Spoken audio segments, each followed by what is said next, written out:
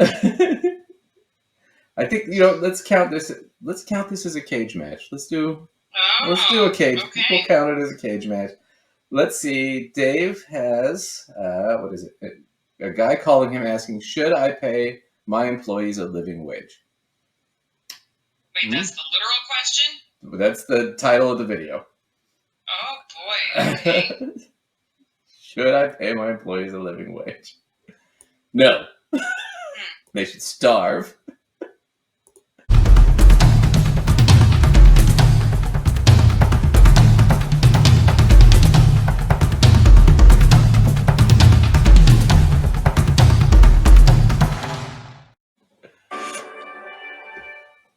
Today's question comes from Thomas in Missouri. As a Christian, I feel like I have a duty to take care of my employees. I have a small business with 9 employees that currently make minimum wage. If I were to raise their wages to a living wage, then my profit margin would decrease. This is a business I worked really hard at for so many years. I think God would want me to benefit from my hard work now. What should I do? Okay. This is an onion here, Dave. Number one, businesses deal with this all the time. And when they raise wages, they have a decision to make. Do you want your profit margin to stay the same? Okay, so this is Ken Coleman again. He's their employment expert guy, and he's with Dave Ramsey, who's the financial expert guy. All right, just real quick. So he's got 9 employees, small business. All right, he increases their wage. I don't know what his business makes or what their wages are, but it'll cut into his profit. Now, that's arguable. Maybe in the short run it would, but it depends on a lot of things. So, what do you think Ken and Dave are going to say? What's the ringside commentator going to say? What's their opening move? Jeez, okay, let's see. So, 9 employees, and Ken has already said that it's going to get into their profit margins. Gosh, I don't know. I mean, I really want them to go the Christian route, what I would perceive as the Christian route, which is you should definitely be paying them a living wage. However, living wage was not their word. That was your word. Let's be honest. You used that term. They did not. Right. So we arguably don't know if they're being paid a living wage or not. It's just an increasing wages. Yeah, based on the car. Gosh, I'm not really sure what I think they're going to say. I want them to say to increase the wages, but I think they're going to maybe hem and haw about it, and they might make some play about giving some incentive, to get them to work harder, to have a bonus, like instead of like actually increase their wage, like that would be interesting. Give them some sort of a bonus thing that makes them have to work harder to make things more profitable, and so if it's more profitable, they'll make more money, but then you're not going to lose money. Yeah. Maybe they'll go some route like that, but okay. To tell you the truth, I don't think this is obvious what they're going to do. I think they could be wild cards on this one. I don't know. Okay. Well, just FYI, everybody, I've seen this. Lacey hasn't, so no, I have an advantage. So even if I win this, it's still kind of cheating. Yeah, so you're cheating, and I haven't seen this at all. I had to go through it because I was just dying to know.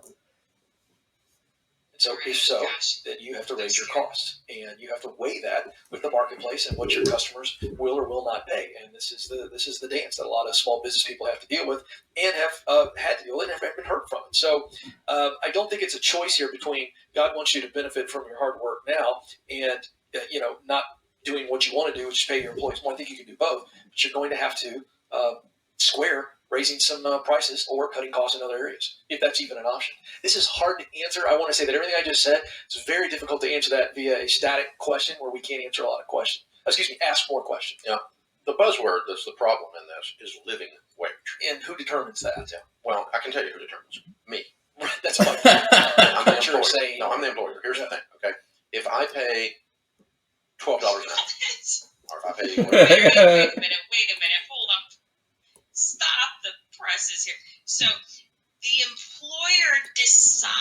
what a living wage is. So one employer can decide that it just only costs you XYZ amount to live in whatever city, regardless of whether they're completely delusional or not. While the other employer gets to decide that it costs you this other amount to live. So it has nothing to do with actual prices of anything. It's just whatever the employer decides is the amount you need to live is a living wage. Right. The argument would be is you as the employer have to decide what you can afford. But I'm going to teach you a little lesson, boys and girls. You get what you pay for. You pay shit wages, you're going to get shit employees. Right? And those shit employees won't even stick around. Nope. If I sit there and go, well, like, look, boss, I need a raise, da-da-da, for whatever. It doesn't matter what for. They don't have to tell me. I want a raise. And I'm like, well, I'm not giving you one. Well, I can't afford to live. Well, here's a refrigerator box. I'm the employer. That's a living wage. You have a refrigerator. You have a roof now. Ta-da! Ta-da! That's the problem with how he's saying it. It's just so fucking stupid. No, living wage is actually determined academically. And there's, I think it's called the Anchor methodology, where they determine what living wage is.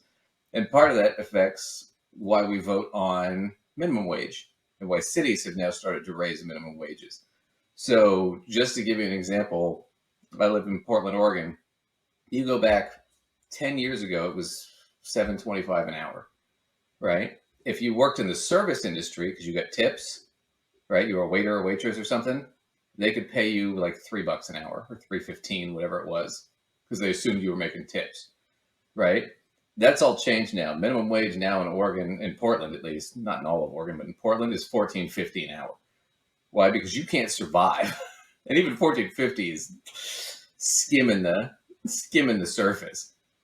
But, when people talk about that, that's why there's a minimum wage. So you don't, as the employer in Portland, I can't sit there and go, well, I don't want to pay $14.50 an hour.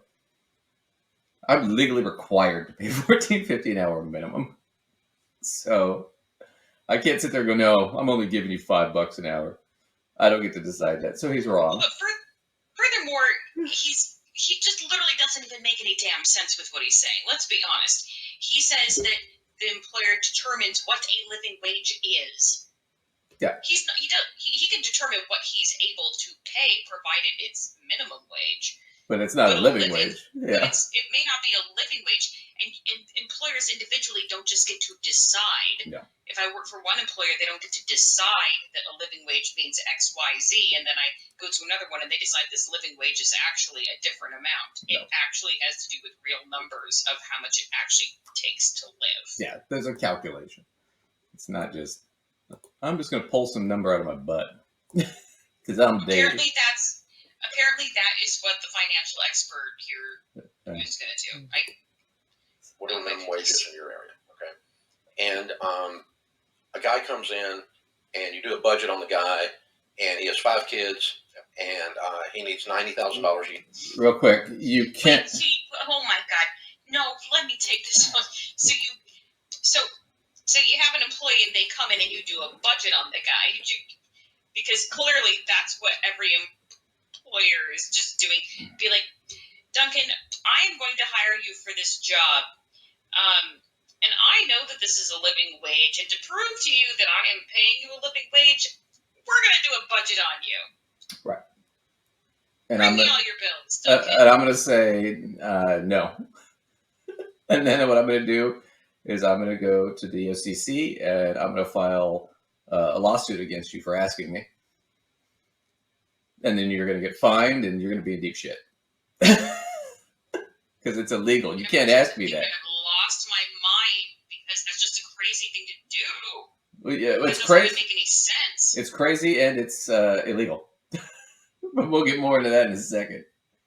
Because he's gonna confess to some more crimes here. Oh, jeez. What are we watching here? To pay his bills and feed his kids.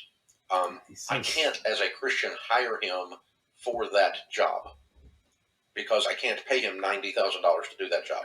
And $90,000 for him is a living wage. because that's what it takes to feed his 5 kids. Okay? If I have a 19-year-old who lives with his parents, comes in and is looking for part-time work, and any money he makes is going in his pocket because he has basically no personal overhead, and $12 an hour is what I can afford as the employer, then that is his living wage. So this idea that there is a universal living wage is absolute horse crap. There is no such thing, because it takes families in different situations, in different locales, a different amount to live. It takes a family. So here's why this is so fucking terrible and wrong.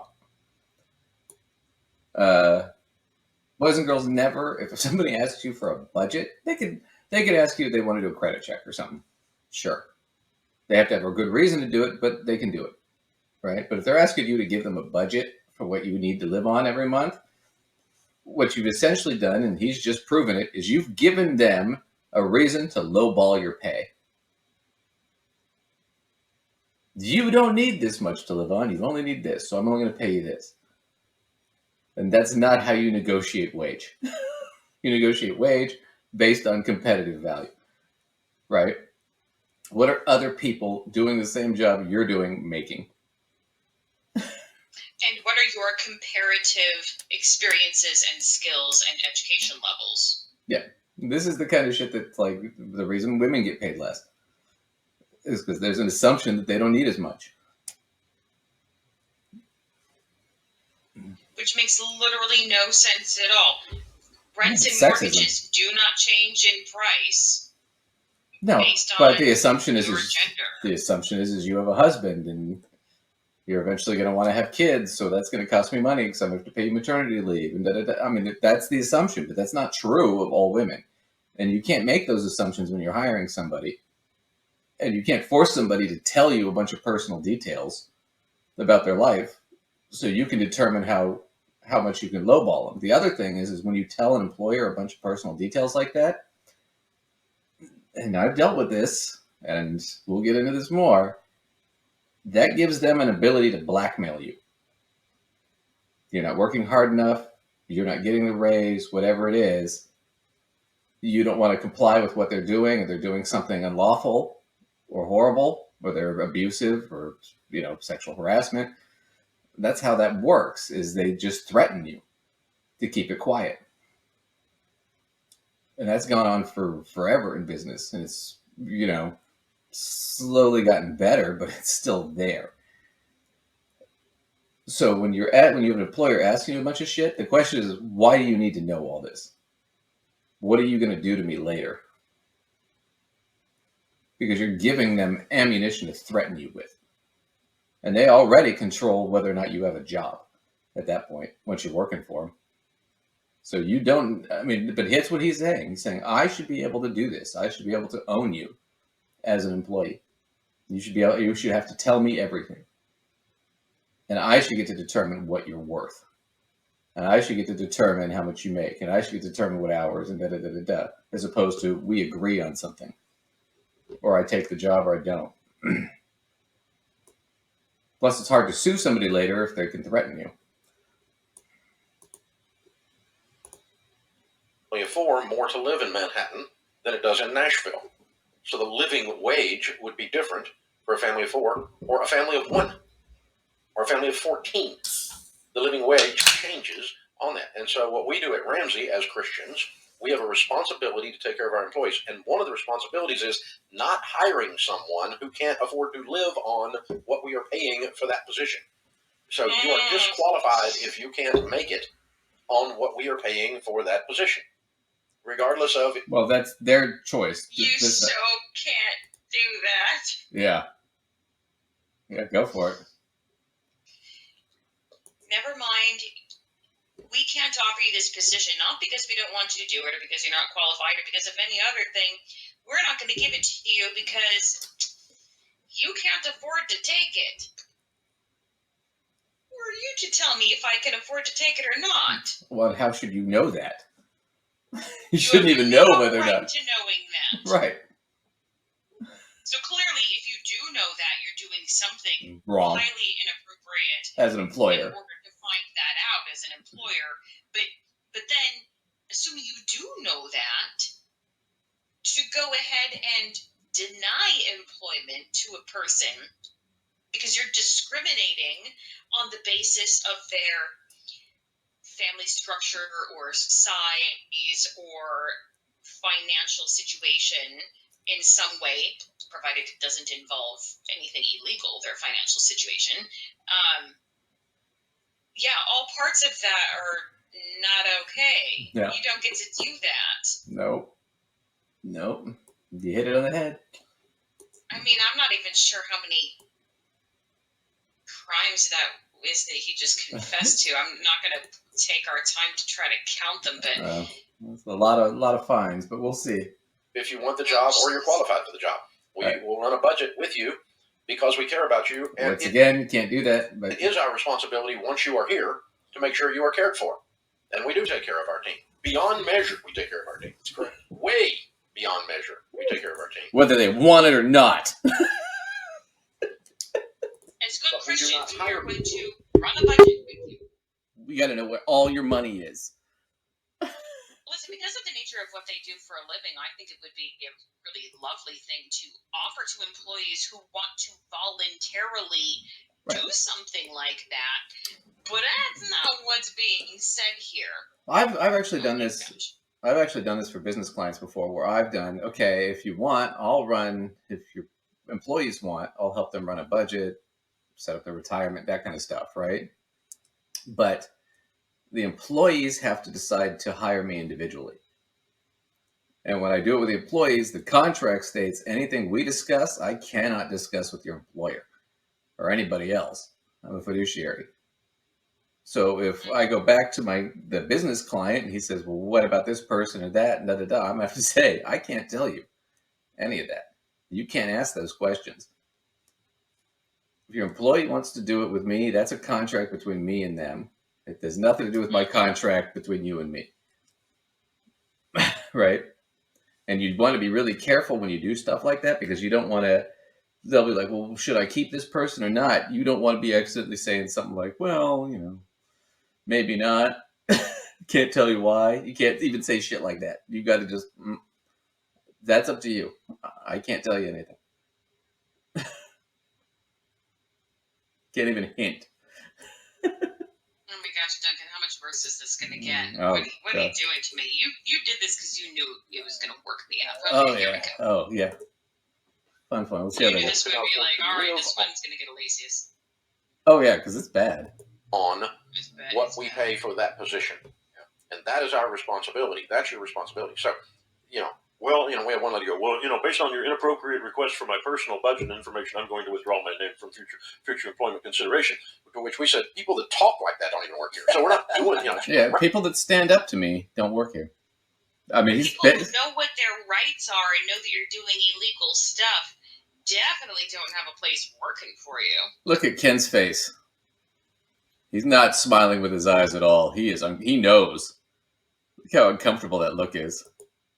Right. Yeah. See ya. Goodbye. Yeah, Dave. It's good. Look at him now. Don't need you. But look at him now. Oh, he's so uncomfortable right now. For the inappropriate request of the personal information is to protect you from you. Because some people will take a job that they can't afford to live on the income because they're so desperate for a job. And but this idea that there's some kind of generic living wage out there floating around that you have a moral obligation to that's a singular number is absolute horse crap. So you're paying minimum wage for 9 employees. Are any of them trying to actually live on that with a family? If so, why did they take that job, or why did you hire them into something they can't afford to live on? And that's a bigger question than do you raise your wages to meet this. All right. So here's the thing. I didn't hear the guy say minimum wage for his employees. Did you? Dave just said that. No. He just said he had 9 employees. And he was just saying raising the wages. I don't think minimum. I think he was just a part of that. He just said he wanted to pay them a better wage, take care of his employees. Right. He never said a living wage, and he never said a minimum wage. Those are words Dave brought in. Mm-hmm. The writer didn't bring those in. The writer just said, like, increasing their wage or something. Okay, well, I looked this up real quick. So the caller's calling in from Missouri. Let's say it's minimum wage. It's $11.50 an hour, okay? Average person works about 2,000 hours a year. That's 40 hours a week for 50 weeks. Plus, most people get about 2 weeks off. So let's just do that. 2,000. So you'd be making about 23,000 a year in Missouri. Not that much money.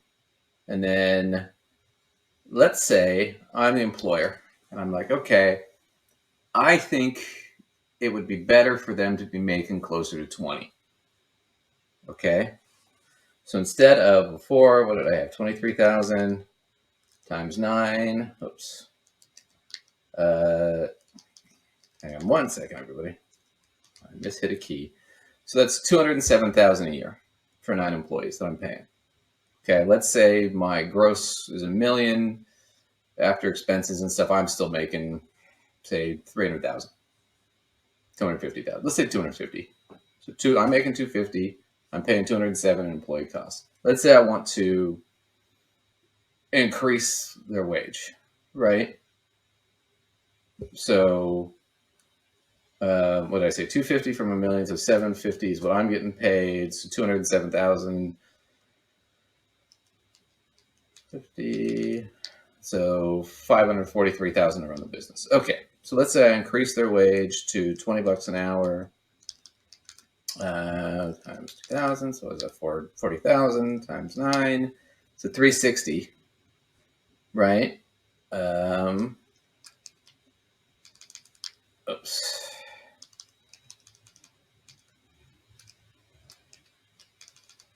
So now I've had to lower my income down to probably about 105,000 from 250. So that's a big jump. Do I want to make that jump? Right? Maybe I go with a smaller number. Maybe I say, okay, I'm going to raise it to 15. Right? So now I'm still probably making about 170 or 80. So that's the initial cost problem, right? They skip right over that and go to, well, no, you're going to have to raise your costs and put them onto your customers, right? Or you're going to have to cut costs in the rest of your business. What they don't talk about is, why don't I just cut my income and spread it out to my employees? Now, I'm going to give you a great example, and I'll attach this article below. Business Insider did the dumbest article of all time, but it's really, really worth reading. This guy has an ice cream shop, and he can't get people to work, and it's right after COVID, and he's in dire straits. He can't get anybody to come into work for him. So he gets this brilliant idea.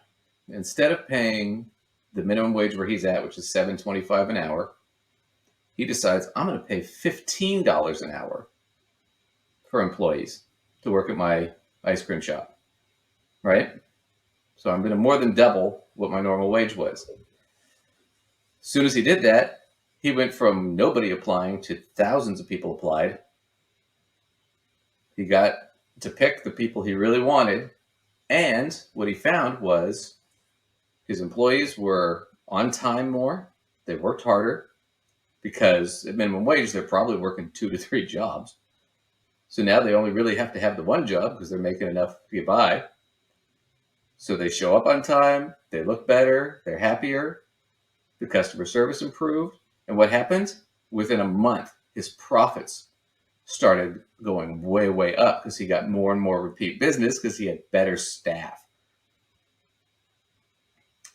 Now, was it because the staff was so much better, or was it because they were more motivated because it was worth the money to them to stay there? I mean, could absolutely be a combination, but yeah, when you walk in, I don't walk into a lot of ice cream parlors, but I think I walk into a coffee shop and I'm ordering a coffee to go, and the employees burned out and they treat you like shit. The employees burned out, not paying attention, treat you like crap, takes 5 minutes before they even call you up to take your order. Like, you know what I mean? You're not eager to go back in there. You go, oh, there's another one not that far away. I'm just going to go there, right? Like, right. That's kind of what you do. Right. And a lot of times that's a result of they're just not paying the employee. So this idea that this is going to hurt his... The employee has no reason to care. So the idea that this is necessarily going to hurt his business doesn't pan out. That was just one example. But if you look at enough business studies about this, the idea that you pay your employees well, you give them good benefits, you treat them well, you have less turnover, which saves you a ton of money as a business owner. Because if you have to keep rehiring and training, it costs a lot of time and money. So less turnover, employees are more apt to be on time, work harder, do better job. Why? Because they like the job. They want to keep the job. If you're the kind of person who throws in bonuses and regular raises and things like that, then yeah, everybody wants to stay. Nobody wants to go. Right?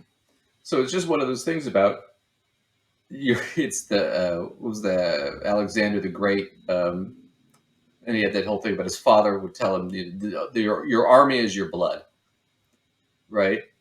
Because you're nothing without your army. For Alexander, he conquered most of the Middle East, right? Got all the way to India, but that was the whole thing: is if you're not keeping your army happy, then are they really that keen to fight for you and die for you? No, but he overpaid them. I mean, they got huge chunks of all the plunder. And he got those people to follow him for 10 years into the Middle East and conquer all the Middle East. Because they were making bank. You know? Oh, man. I mean, it's just, but that's the thing, is it's they missed the whole point here. And I think, Ken, you're the employment expert. You're not commenting. You either know or you're just not saying that what we're talking about is not legal. Yeah. Sorry, I was just offering that it doesn't seem like they market Ken as being somebody who's an expert on the employer side of things, but more an expert on the networking to find the career of your dreams situation. Then he should know what employee rights are. Well, I would think so. I mean, that's not the way they spin the marketing on him. I don't know. Find the job of your dreams with an employer who will sexually harass you and take advantage of you and bully you and abuse you, and you can't do anything about it because they have all your personal information and they can blackmail you. The Ken Coleman method. His personal information to his employer. Which tells you how smart he is. Well, I mean, so you're saying that as if he wouldn't really do it, but he did it with his own. So no, I'm saying that's what he did. I'm saying I mean, once again, I mean, you're going to take advice from a guy that works for Dave Ramsey about finding the perfect job? All right, so let's go to this. I'm going to do this real quick, and then we'll finish up this video. I'm going to do a couple quick things. So I'll add these articles down below too. So this is the Tennessean. This is an article that was actually written by, what was it? Here it was. Is Dave Ramsey's empire the best place to work in America? Say no and you're out. So Bob Smietana for the Religion News Service. This is a Christian paper the guy writes for. And the Tennessean picked up this article. Come on. Where is it? There you go.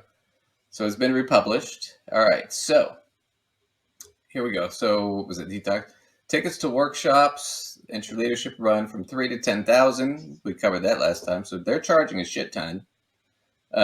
He's got his Financial Peace University through God's way of doing finance, right? No.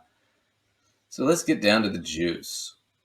Here we go. Ramsey's intolerance for dissent has created what former employees call a cult-like environment where leaders proclaim their love for staff and then fire people at a moment's notice. Former employees and their spouses say it's run more like a church than a business. A review of court documents, company emails, and recordings of staff meetings backs up these sources' claims that company leaders attempt to exert control over employees' personal lives, which is what he just described in his video. That's what he does. Oh, it even gets worse, though. I mean, like, you remember the whole Chris Hogan thing, well, right? Here's one. At a staff meeting in July, I can't remember when this was actually done, but this, I think, is last year. It's 2021. The staff meeting in July, Ramsey railed at his staff after an employee sued Ramsey Solutions for firing her for having premarital sex. Once again, blackmail. They fired an employee for something of their personal life that has nothing to do with them. and that's against company policy, which you can't be. You can't dictate what you do in your personal life. But he had to pay it. He said he would pay the price to protect what he had built. No, you paid it because you fucking had to, Dave. You weren't gonna win that one. I'm sick of dealing with all this stuff, he bellowed. Da da da da da. I'm so tired of being falsely accused of being a jerk. What I'm trying to do is help people stay in line. Yeah. That's a nice It's thing. not your job to decide what in line is, Right. especially in their personal lives. Well, I know, but that's what I'm saying. It's like I said, it's cult-like. He thinks he knows. So, I mean, and this goes on and on about more and more people that have sued him and all this shit that's happening in his business.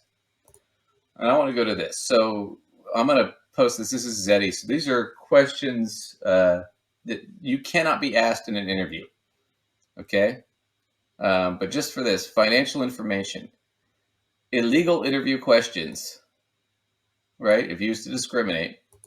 Do you own a car? Do you own to rent a home? Are you in debt? If you own a car, owning a car is part of the job, they can ask. But other than that, they can't ask you to do a budget. They can't ask you about your height, weight. They can't ask you your religion, your race, your ethnicity, your marital status. If they ask for a budget, they're asking for all this information: gender, disability, citizenship. They can't ask this shit. So here we have Dave asking a bunch of illegal shit so he can control these people's lives. And that's what I'm talking about, is that you see this with employers. And so they're giving this guy advice. And I feel bad for this guy in Missouri, Thomas in Missouri, who called them, right? Because it's like, dude, you're asking an employer who's regularly sued by employees for violating their rights. And the reason Dave gets away with it so much is because he can threaten them. He's got a ton of money. He can throw in attorneys at it. He can show letters of demand, letters of, whatever. And just countersue and do all kinds of stuff and make their lives miserable for years while they fight this. And I've sued an employer before, and it took 4 years. And most people give up. I didn't, because I'm a prick, but but most people aren't me. But that's how they get away with this shit. But it starts with, so, are you married? Blah, blah, blah. That's another thing they do. They request to meet your significant other, your spouse. They can't ask that.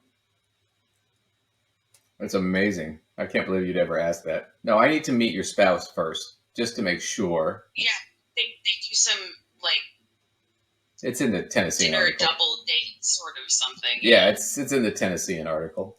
And he actually put it in one of his books that you should meet the spouse of the person you're hiring first. I mean... Did he? He put it in his book? Mm-hmm. According to the article. Oh, man. So I think we both get the knockout on this one. I mean, it's just terrible advice. As far as good business advice, look, you're gonna raising employee pay to a reasonable amount, whatever that may or may not be. It really depends on what are your competitors paying, but also you don't have to do it all at once, which is the other thing. If I've got employed, like I'm this guy, Thomas in Missouri, I've got 9 employees and I'm paying them $11.50. And I'm like, really it should be 15, but I can't afford 15 right now. Right? What I could do is say to them, hey guys, you're doing a great job. I think you're all wonderful. I am going to give you guys a $1.50 an hour raise. Right? And then see where it goes. And if in 3 or 6 months or whatever it is, wow, we're making more money, things are better, I might say, guys, you know what? You guys have killed it. I'm giving you another $1.50 an hour raise. Things get better. Well, I'm giving you whatever we got, $2.50 an hour raise or $2 an hour raise or whatever it is. And now they're making over that money, and your profits went up, and you didn't have to cut costs necessarily. You didn't have to eat a lot of money. And you might have retained those same employees rather than having to train up new ones and hire new ones and all that sort of stuff, because that takes a lot of time and energy and financial resources to do. That Right. it's overlooked entirely too much. Right. And that's the thing about when they talk about raising minimum wage is, oh, it hurts businesses. Well, if you raise it a lot at once, yes, it does. If you raise it gradually, no, it doesn't. You see like minor blips of, oh yeah, they had a little downturn for like a month or two, and then blam, it went, things got better. Why? Because employees were getting paid more and they were happier. I mean, you always see this every study on minimum wage. It's not a matter of should we pay them less. It's not a moral question. It's not even an ethical question from a business perspective. It's a financial perspective. It's I want to be paying my employees a little bit more than my competitors. Why? Because then I'm going to get the better employees, Mm-hmm. and they're going to work harder for me, and they're going to want to stay, and they're going to be more loyal, and we're going to have a better business culture, and I can be more competitive, right? And when you run a business like that, like I've had a couple of businesses where we've done that, and sure enough, you get people calling you all the time. Are you hiring? Are you hiring? Are you hiring? Because they hear, oh yeah, because these people talk. Oh, I hear you're paying whatever, $5 an hour more and benefits, and I don't have that. And you give bonuses. Ooh, so yeah, I mean that's the way I go with it.